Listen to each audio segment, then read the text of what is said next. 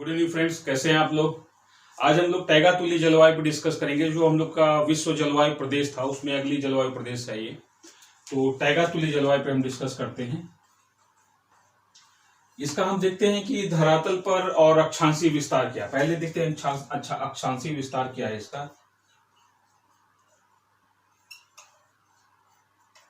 तो इसका अक्षांशीय विस्तार है 50 डिग्री नॉर्थ से लेकर 65 डिग्री नॉर्थ, यानी कि 50 डिग्री उत्तरी अक्षांश से लेकर 65 डिग्री उत्तरी अक्षांश के बीच है ये। और इस जलवायु का विस्तार सिर्फ उत्तरी गोलार्ध में पाया जाता है, क्योंकि दक्षिणी गोलार्ध में इस अक्षांशीय विस्तार में लैंड मासेज नहीं है, तो इसलिए दक्षिणी गोलार्ध में इसका विस्तार नहीं पाया जाता है। अब देखते हैं कि धरातल पर क्या इसका विस्तार है। तो ये जो क्षेत्र है जिसमें यूएस का अलास्का क्षेत्र है और कनाडा का क्षेत्र है, साथ में ये जो क्षेत्र है ये पूरे क्षेत्र में इस जलवायु का विस्तार पाया जाता है,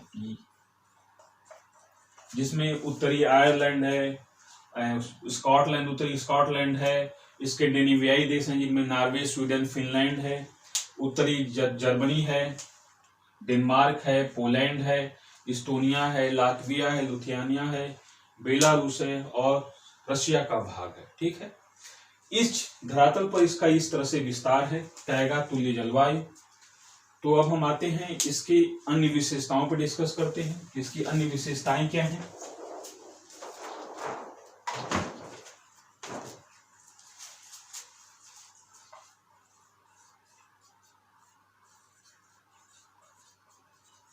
टैगा जलवायु, इसको बोरियल वन भी कहा जाता है,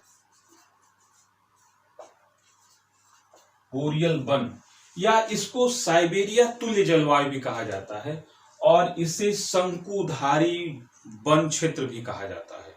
उपार्कटिक जलवायु भी प्रदेश कहा जाता है। इसका कई नाम है, टैगा जलवायु, बोरियल वन, साइबेरिया तुल्य जलवायु, शंकुधारी वन क्षेत्र या उपार्कटिक क्षेत्र कहा जाए तो इसका मतलब एक ही होता है। ठीक है, तो सबसे पहले देखते हैं कि तापमान संबंधित इसकी क्या विशेषता है। तो यहां पर औसत वार्षिक तापमान जो है, औसत वार्षिक तापमान लगभग आप समझ लीजिए कि 0 डिग्री सेंटीग्रेड के आसपास बना रहता है। औसत वार्षिक तापमान की बात की जाए तो ये लगभग 0 डिग्री के आसपास बना रहता है, जिसमें ग्रीष्म काल में जो तापमान होता है, ग्रीष्म काल में वो 10 से 15 डिग्री सेंटीग्रेड के आसपास होता है। ग्रीष्म काल में जो तापमान होता है वो 10 से 15 डिग्री सेंटीग्रेड के आसपास होता है। ठीक है, लेकिन जो शीतकाल में तापमान होता है वो 0 डिग्री सेंटीग्रेड से नीचे होता है। अब 0 डिग्री सेंटीग्रेड से नीचे होने का मतलब है कि ये बहुत नीचे होता है। यहां पर औसत रूप से जो तापमान होता है शीतकाल में वो लगभग 40 डिग्री -40 डिग्री सेंटीग्रेड से नीचे पाया जाता है शीतकाल में। ठीक है, विश्व में कुछ ऐसे क्षेत्र हैं जो महाद्वीपों के आंतरिक भाग में है, वहां तापमान बहुत नीचे होता है। जैसे रशिया में एक जगह है बर्खोयांस्क।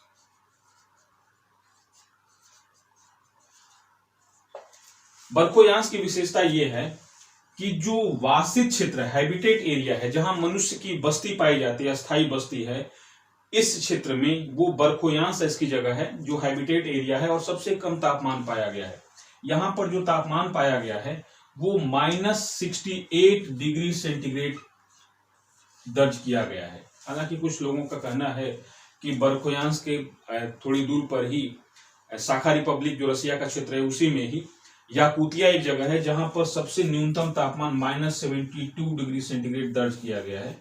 ये उत्तरी गोलार्ध में, या कहा जाए कि जो वासित क्षेत्र है, हैबिटेट क्षेत्र है, जहां पे मनुष्य रहता है, उस क्षेत्र में सबसे कम तापमान यहीं पे दर्ज किया गया है। वैसे पूरी पृथ्वी पर जो सबसे कम तापमान पाया गया है वो अंटार्कटिका महाद्वीप में पाया गया है, वोस्टक में। ठीक है, तो अंटार्कटिका महाद्वीप में तो अस्थायी बस्ती है नहीं, सिर्फ रिसर्च पॉइंट ऑफ व्यू से वहां पर कुछ बस्तियां बसाई गई हैं और रिसर्च स्टेशन हैं। तो बर्खोयांस्क में तापमान सबसे कम दर्ज किया गया है। ठीक है, ऑफिशियली जो अनाउंस है इसका। और यहीं पर ओमियाकॉन भी है, वहां पर भी तापमान लगभग -60 डिग्री 67 डिग्री के आसपास दर्ज किया गया है। तो औसत रूप से जो यहाँ पर तापमान शीत ऋतु में होता है वो माइनस से बहुत नीचे होता है, अरे 0 से बहुत नीचे होता है, माइनस में होता है। ठीक है, यहाँ पर जो औसत वार्षिक तापांतर है, यानी कि वर्ष में सबसे ग्रीष्म समय का तापमान और सबसे शीत समय का तापमान, जो तापांतर है वो लगभग 40 डिग्री सेंटीग्रेड के आसपास है। जो वार्षिक तापांतर है, यानी कि वर्ष में सबसे अधिक तापमान और वर्ष में सबसे न्यून तापमान का जो अंतर है वो औसतन 40 डिग्री सेंटीग्रेड है। लेकिन बरखोयांश में वार्षिक तापांतर लगभग 87 डिग्री सेंटीग्रेड के आसपास दर्ज किया गया है। यानी ग्रीष्म काल में तापमान और शीतकाल के तापमान में लगभग 87 डिग्री सेंटीग्रेड का तापमान दर्ज किया गया है। तो जो टैगा तुल्य जलवायु है, यहाँ पर वार्षिक तापांतर बहुत होता है। महाद्वीपों के आंतरिक भाग में ग्रीष्मकाल के तापमान और शीतकाल के तापमान में बहुत अंतर होता है। तो ये हम लोगों ने देखा। इसकी दूसरी विशेषता है कि ये सतह लगभग 5 से 6 महीने, वर्ष के 5 से 6 महीने यह हिमाच्छादित रहती है। जो टैगा क्षेत्र है ये 5 से 6 महीने तक हिमाच्छादित क्षेत्र रहता है, यानी कि बर्फ जमी रहती है। और इसलिए जो पादप हैं या वृक्ष हैं, इनके वर्धन काल का जो समय है वो लगभग 50 से 70 दिन है। यानी कि वृक्षों या पादपों के वर्धन के लिए, बढ़ने के लिए आइडियल टेम्परेचर चाहिए, आर्द्रता की मात्रा चाहिए, तो वो सिर्फ 50 से 70 दिन ही वर्ष में उपलब्ध हो पाता है। तो इसलिए यहाँ पर वर्धन काल बहुत कम होता है। अधिकांश समय, वर्ष के आधा समय तक तो यह सतह हिमाच्छादित रहती है, जो वृक्षों की पनपने या बढ़ने के लिए प्रतिकूल दशा उपलब्ध रहती है यहाँ पर। अब हम आते हैं वर्षा की क्या कंडीशन है यहाँ पर।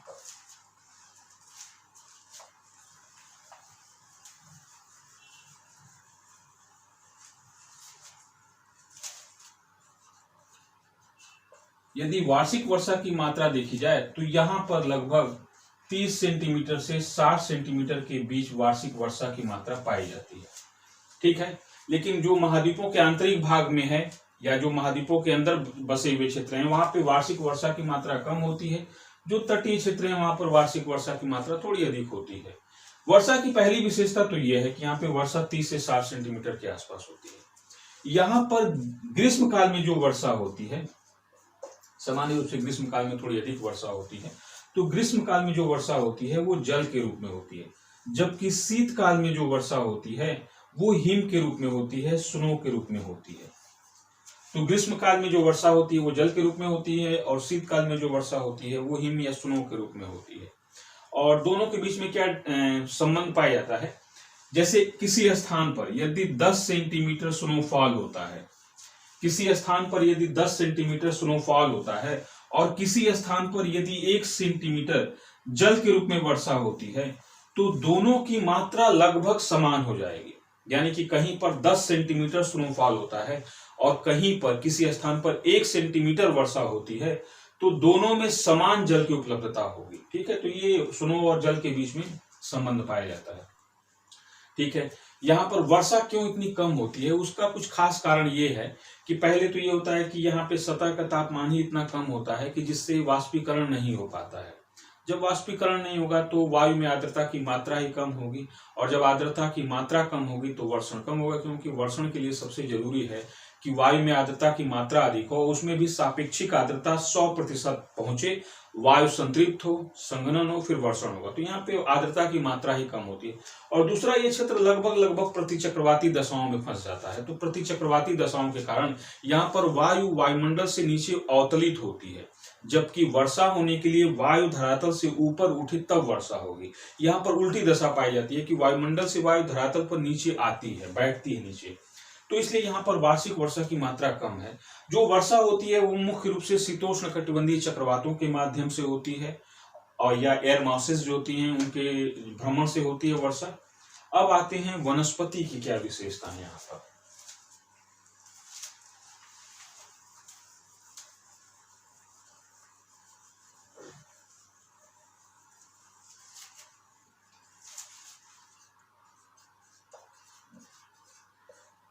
यहाँ पर मुख्य रूप से शंकुधारी वृक्ष पाए जाते हैं,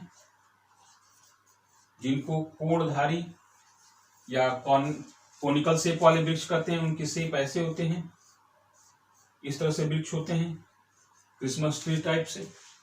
उसका मुख्य कारण यह है कि जब स्नोफॉल होता है तो बर्फ यहाँ से लुढ़क कर नीचे गिर जाती है, वृक्ष को कोई नुकसान नहीं हो पाता, इसलिए ये धीरे धीरे अपना शेप डेवलप करके कोनिकल शेप में आ चुके हैं।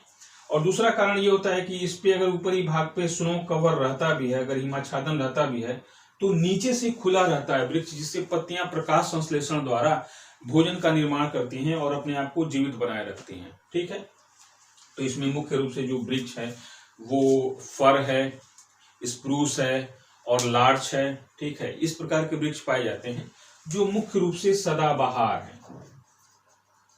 सदाबहार शंकुधारी वृक्ष पाए जाते हैं।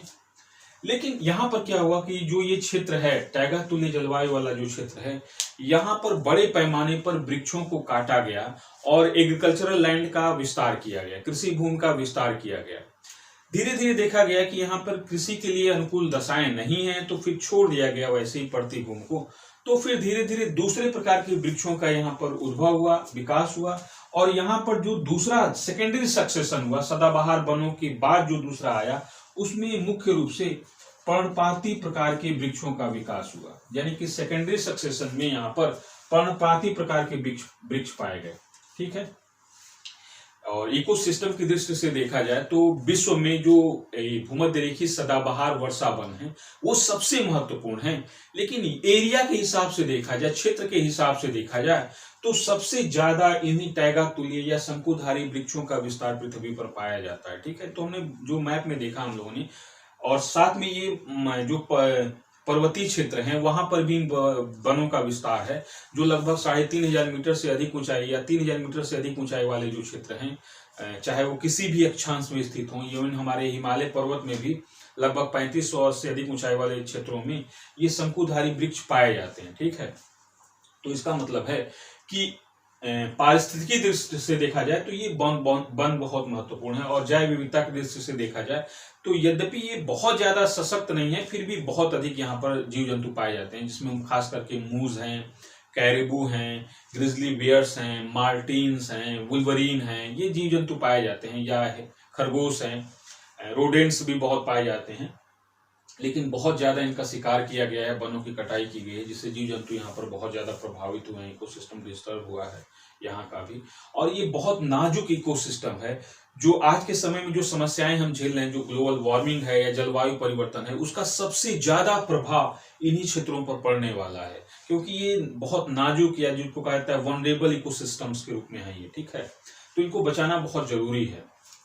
यहाँ पे जो जीव जंतु पाए जाते हैं वो प्रवास करते हैं, क्योंकि सर्दियां बहुत कठोर होती हैं, तो जो फर वाले जीव हैं जिनके ऊपर मोटे रुएं हैं वो तो सरवाइव कर पाते हैं, लेकिन वो भी यहाँ से प्रवास कर जाते हैं, क्योंकि उनको यहाँ पर भोजन नहीं मिल पाता है, तो प्रवास करते हैं। ठीक है, तो आज हम लोग देखा टैगा तुल्य जलवायु के बारे में।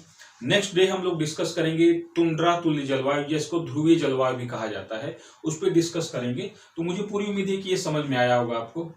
Thank you so much.